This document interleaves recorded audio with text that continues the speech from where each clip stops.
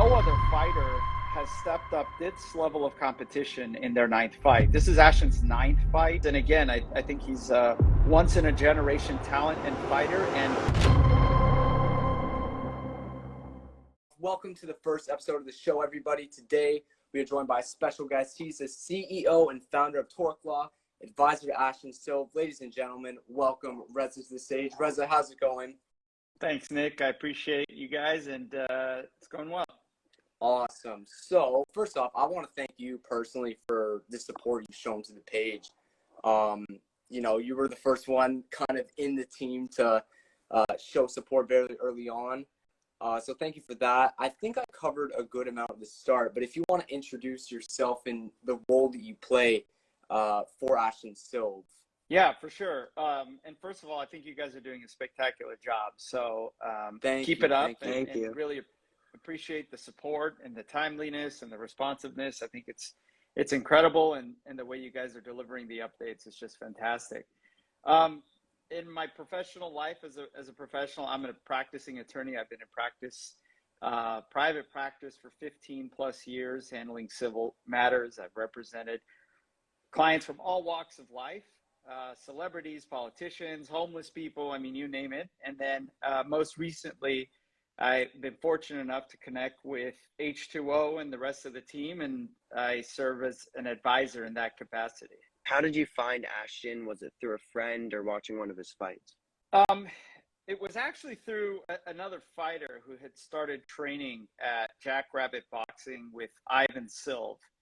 And that's when I first heard of Ashton. I first saw him spar, and I was fortunate enough to see the real deal in real life, and just how special Ashton is, not just as a person, but as an athlete, and more importantly and more relevant to this conversation, as a professional boxer. So it was through another fighter, and I think being in that sort of right place at the right time, as they say. But yeah, I mean, I think the rest is history. Yeah, for sure. That's awesome. So I'll ask this one. What made you decide to take on the advisor role in Ashton's career? It's two parts. I think the first one is I truly have a tremendous amount of affinity towards Ashton himself as a person. He's a young man. And he's very family oriented. He's very well grounded. He's extremely mature for his age. And so the first part being, I just have a tremendous amount of affection towards him as a person.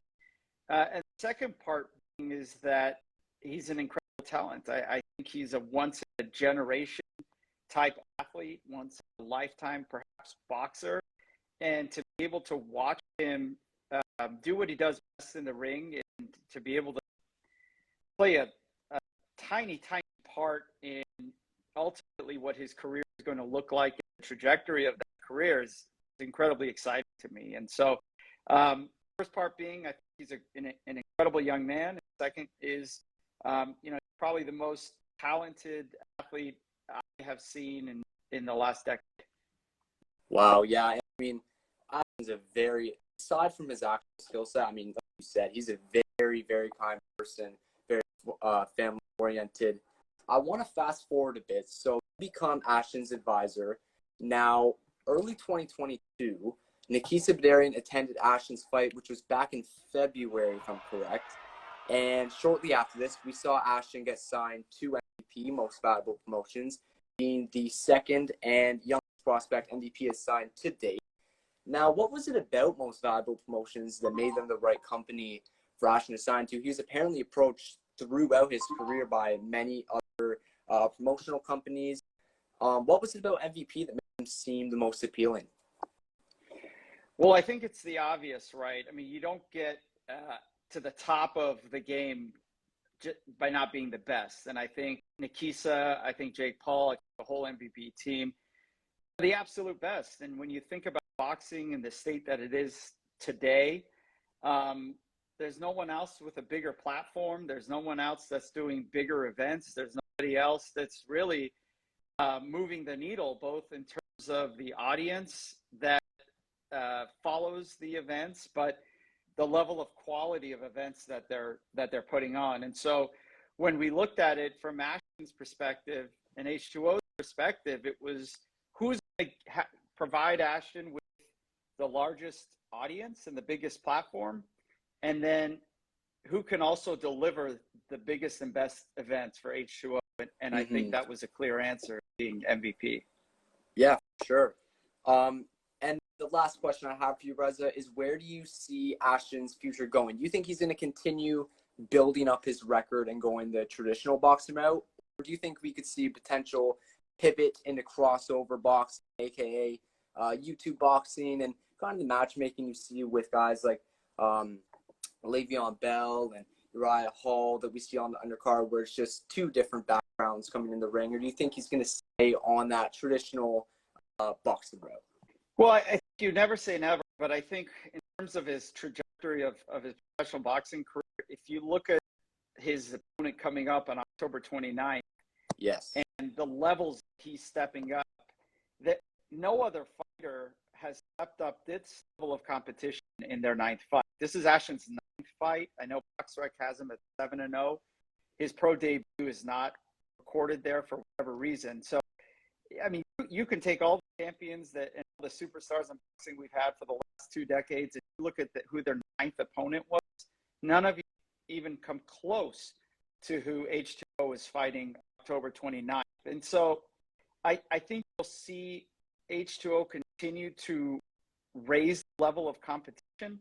But I also think that there is a demand and there is a want to do these crossover fights. And so I wouldn't rule anything out. And the only thing I would expect for us fans and the world to see is Ashton putting on spectacular performances, him showing up and delivering the type of beautiful and action-packed fights that we all as fans really enjoy.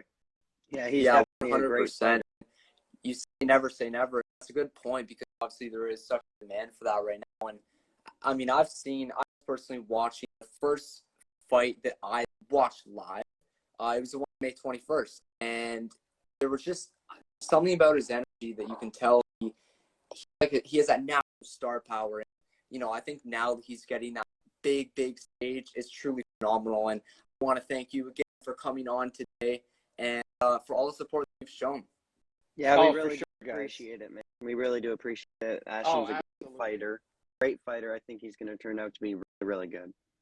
Yeah, and I think he said it best. I mean, he's ready to introduce the world to H2O, and if you've never seen him fight live, it's truly an incredible experience. And again, I think he's a once in a generation talent and fighter, and we all get the privilege, and we're lucky enough to be able to watch him perform. Definitely. 100%. Thank you for your time today, Reza. Thank you. We really appreciate it. Where can they find you if they want to? What are your social platforms? Well, you can find me on Instagram, but like the best way, honestly, if you're interested in Ashton and following his career, follow him on Instagram, and just look up H2O, and that's the best way. And get ready for a lot of exciting things coming out of the H2O camp. Yeah, for sure. We will be on the lookout. Thank you for your time today, Reza. Thank you, man. We appreciate it. You have a great day. Thanks, fellas. Take care. Thank you. Thanks, man. Bye.